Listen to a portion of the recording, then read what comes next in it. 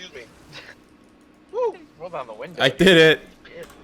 6 hours and 59 minutes and 30. Oh, we're getting 7. Let's go. Some 7 hours. Yep, that's me. You're probably wondering how I ended up in this situation. Well, let me explain. But first, let's go back to the beginning. It all started when I decided to become a speedrunner. After picking out my first couple games, Diablo 2 Resurrected was set to release, and remembering an awesome run at AGDQ a couple years back, I decided this was the perfect time to run this game. If you're unfamiliar, Diablo 2 is a roguelike hack and slash game released by Blizzard in 2000. Diablo 2 Resurrected is a 2021 remake of the game. It's special to me because it's one of the first games I ever played because everyone in my family loved it. It follows the story of a band of adventurers who set out to find and destroy the soul stones of the primevals. The game consists of 5 acts in which you travel the regions of the world and kill bosses who aid Diablo in freeing other primevals from their soul stones. In the Kill Baal category, the game is complete after killing the primeval Baal in the final act. For my runs, I played as the sorceress class, as it's probably the most popular category since it's the fastest. Before diving into the run, let's take a look at the leaderboards and categories. In the original Diablo 2, the leaderboards are insane, because there are a lot of different ways to run the game. They're distinguished by class, core, difficulty, and the player's setting, with some extra fun categories. This has been cleaned up and streamlined for the time being in Diablo 2 Resurrected, as a lot of these are paired together because there's not enough runs yet on the leaderboards. In Diablo 2, the fastest Sorc run is 48:58 by Indrik, which is PX Hardcore. In D2R, the record is a 59:08 by Kano in PX Softcore. So what the fuck does this all mean? I just threw a bunch of terms and specifics on Diablo 2 speedrunning that you might not be familiar with. If you are, keep watching. But if you aren't, I'd recommend checking out my How Do I Speedrun Diablo 2 for the Sorceress video. This video is intended as part 2 in the 3-part series. In that video, I detail all sorts of stuff and intend it to be a rough tutorial that isn't super in-depth, but will give you a lot of knowledge about game mechanics, speedrunning tactics, routes, builds, tips, etc., and should catch you up to speed if you're new to Diablo 2. I will be referencing things that I talked about in that video, so if you ever find yourself confused, refer there as a sort of glossary to this series. Now let's get to the run. Before running a game like this, you're going to want to do some research, or it'll basically be a casual playthrough, which will take a lot longer. And I mean a lot longer. So for my run, I watched this detailed tutorial series by Mr. Llama SC, and was ready to try out his outdated Countess run method to start. The run all starts with Fast Lady 2. All you need to know about Fast Lady is that she was slow and did not make it to Kurast. So our hero Fast Lady 2, the sorceress, finds herself in the rogue encampment, curious about the destruction going on in the world. Our hellish run starts here in Act 1. Nothing too bad to begin.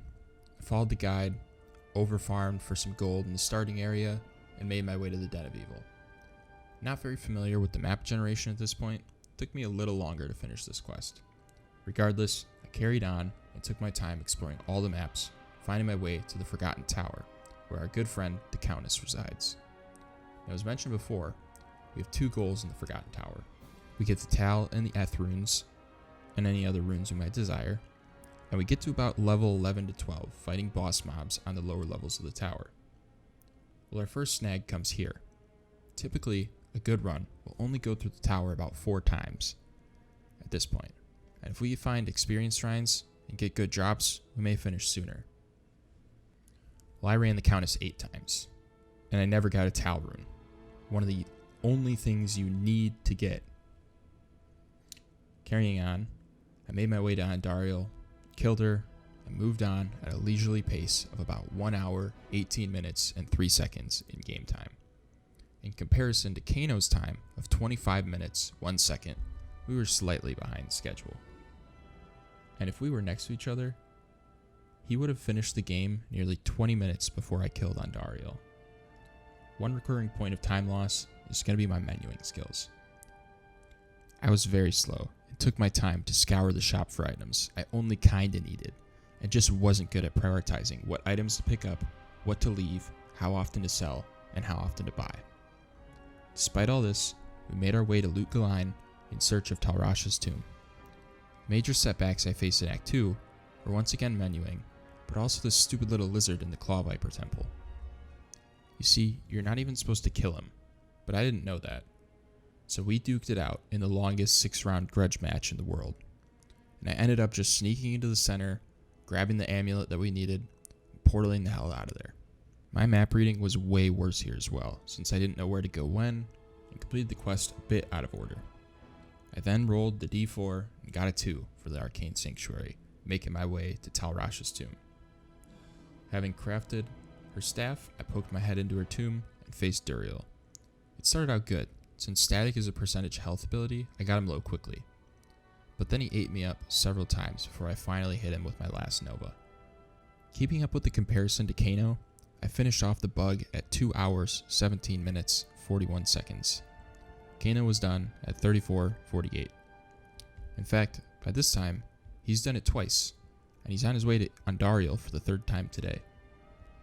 Just before setting sail to Kurast, I realized I didn't have my Tal rune, so I circled back to the Countess and killed her 2 more times to complete my item set.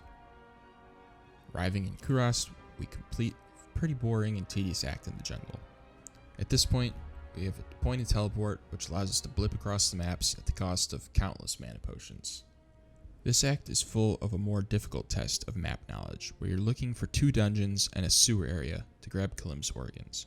The dungeons can be found in forest nooks like this one, and are typically on tiles with a bridge over the river. Beyond that, my map reading skills are elementary here, but with teleport, there's room for plenty of trial and error. Eventually, we find Mephisto in the Durance of Hate, and he one-shots us with lightning a few times, until we finally give him the electric chair. Finishing him off at 2 hours, 55 minutes, and 34 seconds, our friend Kano is about to finish off Baal for the 3rd time in a row. Comparatively, he finished Mephisto at 44 minutes and 55 seconds. Now comes the painful part. If you've ever played Diablo 2 before, and have even just a sliver of knowledge about it, this will hurt your eyes. This is where you begin to realize why this run took 7 hours. You see, Act 4 is simple. You do some TPing, you kill Diablo's minions, you kill Diablo, boom, done. Not so fast.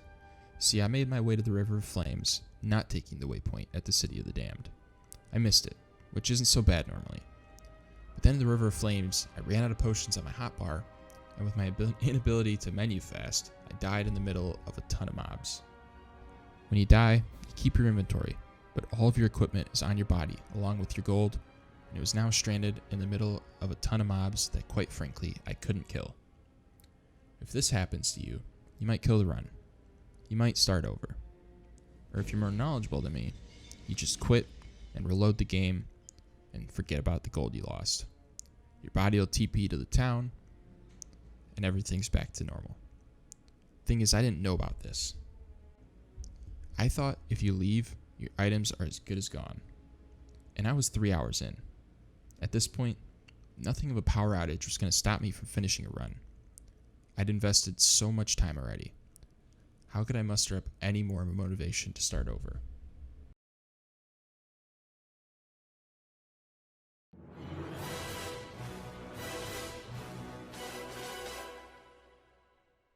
Your mission, should you choose to accept it, is to infiltrate the River of Flames, distract the demon spawn surrounding your body, and retrieve the lost goods. This message will self-destruct in 10 seconds. Good luck. Luckily, it only took me 10 minutes to snag my items and get back on the road. Until I made it about 2 screens further and died again. But this time, it wasn't so simple.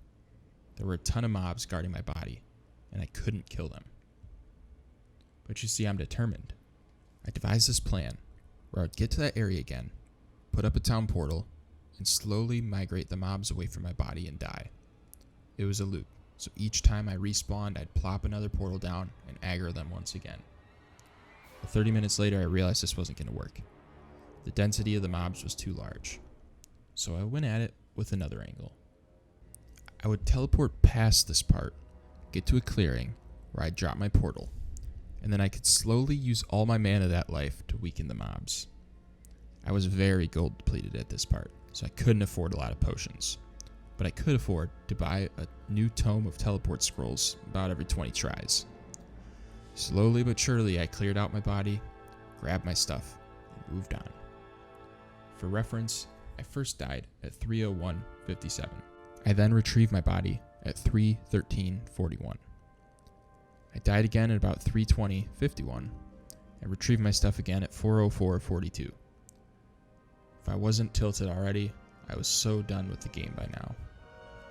Strapped for cash, I hit up my side piece, the Countess, and paid her a visit a few times. Once again equipped, and after about an hour of dying over and over, I was ready to be done. But little did I know, I just cracked the halfway mark. Making my way to the Chaos Sanctuary, I faced the next task. Activating the 5 seals and killing Diablo's 3 minions. You see, if it was just the gargoyle dudes, it wouldn't be so bad. I could kill them. But the cloud guys, they were tough. And I didn't bother getting a mercenary this time. So I slowly killed them off with a similar tactic of clearing out an area, very slowly baiting a few monsters at a time until it was just me and a minion where I'd take them out. Then Diablo was akin to Mephisto. He was not easy because he has a lightning attack that one-shots you, but with some happy feet and a wombo combo or two, he was done. I finished Act 4 at 4 hours, 52 minutes, 34 seconds. This puts me ahead of Kano by 2 minutes on his 5th run. In Kano's run, he killed Diablo at 50 minutes and 21 seconds. Now comes Act 5. We can see that my strategy for completing Act 5 was eerily similar to that of Act 4. I teleported my way to the Ariat Summit and faced off against the 3 ancients, Talik the Defender, Medoc the Guardian, and Korlik the Protector. These are tough opponents, and they killed me quite a few times. So I'd lay portals around the summit and restock on pots to try again and again and again. I even bought a merc at one point who was brought in runs to tank bosses. But I was bad at aggroing the ancients, and he died in 5 seconds. Rest in peace, King. A lot of the time with these guys, I'd run out of potions mid-fight and have to restock.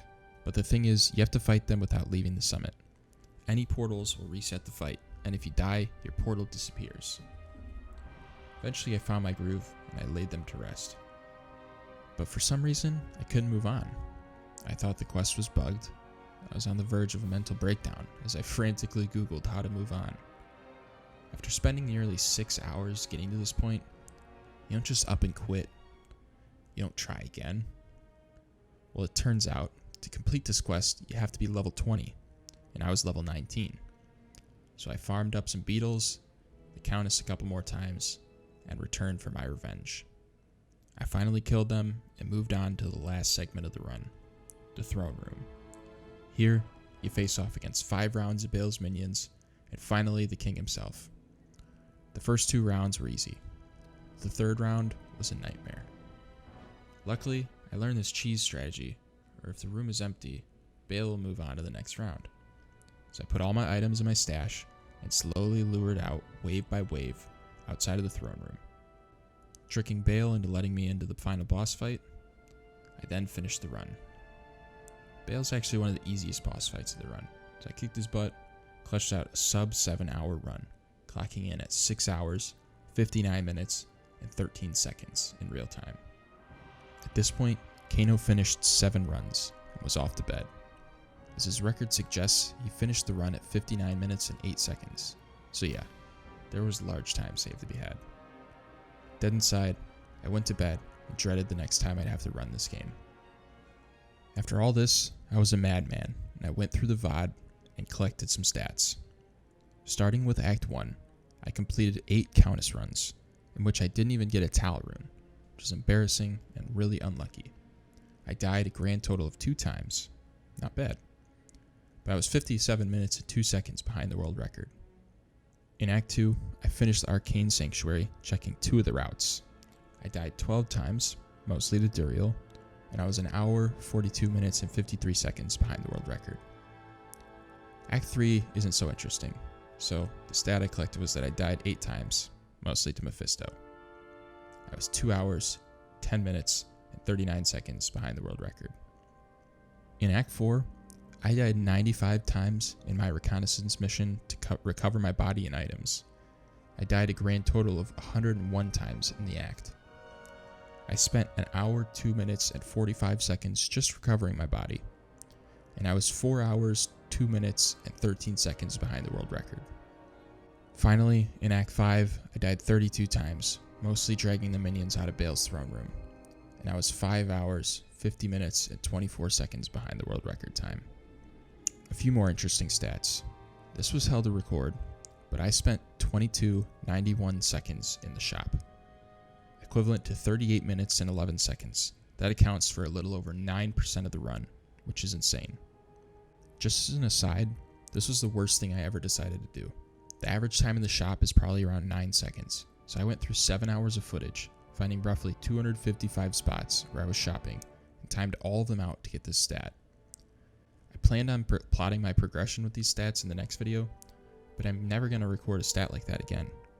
Sorry. Also, think about this. I was in my inventory more than I was in the shop.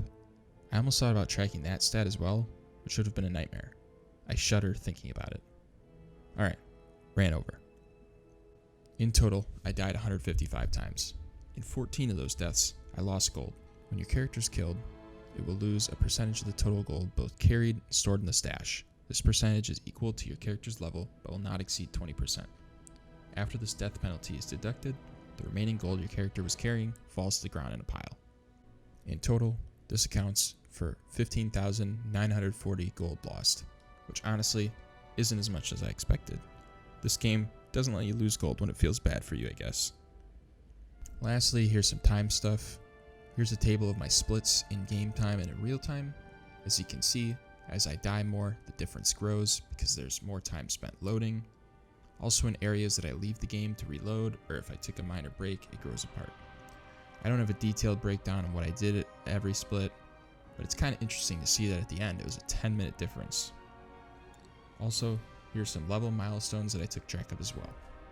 These are in real time, and I'll be keeping track of this for future runs to compare, as well as a lot of these stats.